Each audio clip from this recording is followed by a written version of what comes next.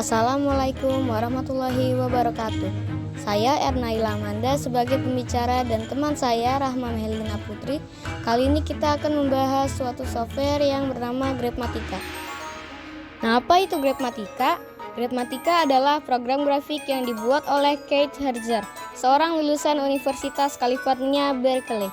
Program ini tersedia untuk Microsoft Windows semua versi, Mac OS X 10.5 dan yang lebih baru, dan iOS 5.0 dan yang lebih baru.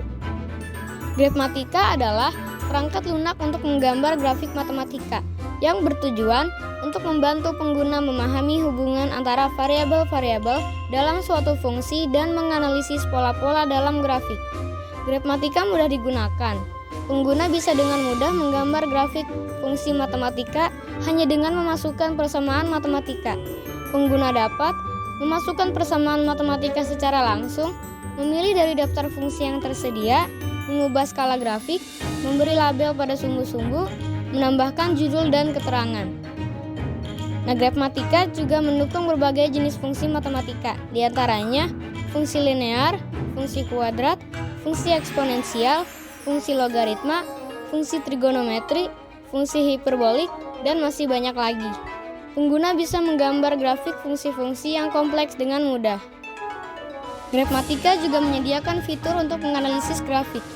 Nah, pengguna bisa mencari titik potong, nilai maksimum dan minimum, serta melihat perpotongan dengan sumbu-sumbu. Grapematika juga menyediakan alat untuk menghitung turunan dan integral fungsi, mencari solusi persamaan nonlinear, dan memvisualisasikan persamaan diferensial. Sejarah Grapematika. Awal mula versi DOS dibuat pada tahun 1990. Versi DOS merupakan versi pertama Grapematika. Versi ini memiliki fitur yang lebih sedikit dibandingkan versi Windows yang dibuat kemudian. Lalu versi Windows dibuat pada tahun 1991. Versi Windows memiliki banyak fitur tambahan yang tidak ada di versi DOS. Versi ini pun menjadi versi Grapematika yang paling populer. Grapematika juga memiliki fitur, di antaranya membuat grafik fungsi matematika. Grapematika dapat membuat grafik berbagai jenis fungsi matematika, termasuk fungsi eksponensial, trigonometri, dan polinomial. Lalu analisis grafik. Grapematika memungkinkan pengguna untuk menganalisis grafik, seperti menemukan titik potong, kemiringan, dan area di bawah kurva. Lalu untuk fitur tambahan, Grapematika juga memiliki berbagai fitur tambahan seperti tabel nilai, kalkulator, dan kemampuan untuk mengekspor grafik ke format gambar.